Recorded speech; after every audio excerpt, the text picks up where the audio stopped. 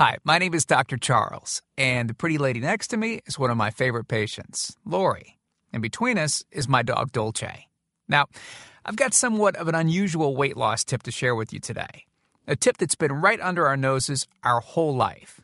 Literally. It's also one of the most important tips that I've shared with my patients in the clinic here in Fishers, Indiana. It's a very simple tip that could help you quickly lose 1 to 2 inches from your belly in under a week. Now, I need you to listen very closely. This video contains one of my biggest fat-burning secrets. And I don't know how long this video will be up, so please be sure to watch it from beginning to end while it's still here. Okay, so you're probably thinking to yourself, listen, I've tried every diet known to man. I've given it my all, and it just keeps coming back. Well, let me stop you right there. This is not some magical weight loss pill. It has nothing to do with that crazy acai berry garbage or any special weight loss drops or any of the other incredibly scammy weight loss gimmicks that we see all over the internet these days. In fact, these tips date all the way back to the 1950s and help explain why the majority of all Americans are now considered obese. And no, it might not be because we eat too many bad foods. I'll show you how you should be able to eat some bad foods and still lose weight. Hey, believe it or not, it's not your fault.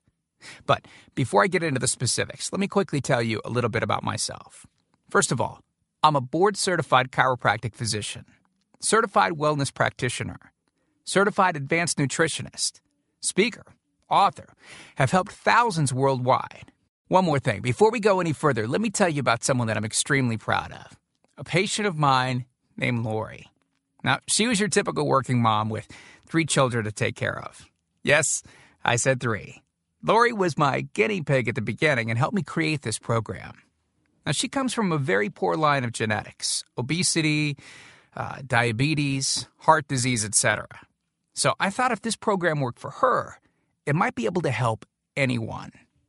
This one specific tip that I'm about to share with you helped Lori lose 2 inches from her belly, lose 8 pounds in only 9 days, lose 2 inches from each thigh, lose 3/4 of an inch from each arm, drop 3 dress sizes. At the age of 30, she now wears a smaller dress than she did in high school. I know you're probably skeptical, and I don't blame you. I mean, it sounds like something so dramatic that it must be torn from one of those supermarket tabloids, right? But it isn't. Lori ultimately lost a whopping 90 pounds of fat and dropped 16 dress sizes. 16! Lori went from this, 210 pounds, which, by the way, is the weight that she couldn't get rid of after her last pregnancy, to this, 120 pounds. And she achieved all of this without counting calories, without starving herself, without killing herself at the gym, all while still eating all the foods that she likes, like raspberry cheesecake ice cream, which she absolutely refused to give up. Her friends are jealous, and acquaintances can't believe that she's ever even been pregnant. Listen, when it comes to weight loss, unfortunately, women get the short end of the stick. It's definitely harder for women to lose weight. In fact, women have been hardwired to not lose weight. And no matter how cheesy what I'm about to tell you sounds, it all makes perfect sense if we stop and think about it. Let me explain. It all stems back to the hunter-gatherer days of our ancestors. Men weren't built for fat storage at all. Men were built to be lean and fast to hunt food. How men can even accumulate fat at all goes completely against our genetics. On the other hand, women were built for fat storage to be able to survive and care for children during famine. Their essential minimal fat stores are many times higher than men. Women were built to accumulate as much fat as possible and to not lose those accumulations for childbirth, milk production, and child rearing. Now, unfortunately, we've been built to survive, not to look good. Women have a couple of major fat-storing roadblocks that hold them back. First of all, women's fat cells are bigger and have more fat-storing enzymes in them. Men's fat cells have more fat-burning enzymes and are much smaller.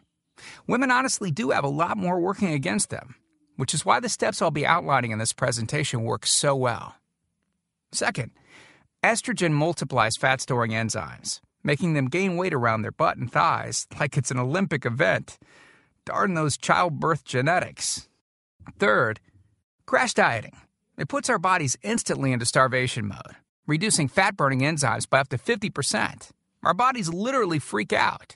So, not only do we tend to lose muscle mass when crash dieting, but our fat-burning enzymes can decrease. Yikes! This should help you understand why it's harder for gals to lose weight.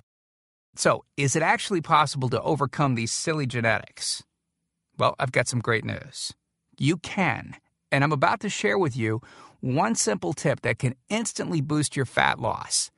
Guaranteed. Knowing what I'm about to share with you will make you realize why the popular, well-known, so-called diet programs simply don't work long-term. Mega-rich weight loss companies make money off of people like you and I by selling us stuff that leads to, at best, temporary results. But here's the thing.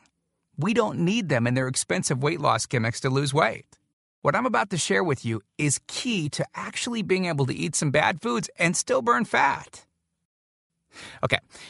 Let me give you a tiny anatomy lesson, and it's probably something you've never heard about. I may get a little bit technical for a second, but stick with me because I promise you, by the end of this presentation, we want you to understand how to lose the weight you want and keep it off for good. This unusual tip is about your liver. Now, the main role of the liver is to break down toxic substances and produce bile, which breaks down fats in the small intestines. Bile is critical for the transport of fats through the body. Liver dysfunction can result in difficulties eliminating cholesterol, which is a type of fat.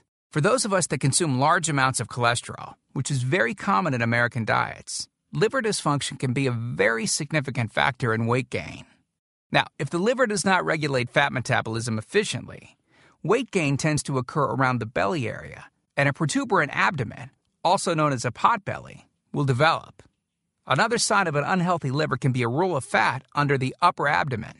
If the liver filter is not functioning correctly, it can't remove the small fat globules, chylomicrons, that circulate in the bloodstream.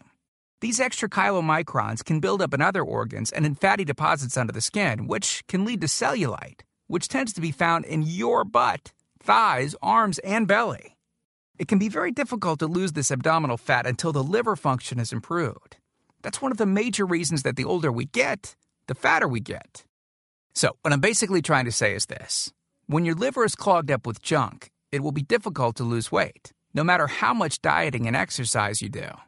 Ever wonder why whenever you would diet and then stop, you'd gain the weight right back? Well, clean out your liver properly and turn it right back into the fat-burning, metabolism-boosting organ that it can be. Imagine starting a good weight loss program with a healthy liver that's regularly burning fat for you 24 hours a day, 7 days a week, even while you're sleeping. The key here is to get your body as healthy as possible before beginning a proper weight loss program. I believe that starting a weight loss program without cleansing and purifying your body, well, it can be setting you up to fail before you even begin. So, what can you do right now to start cleaning out your liver?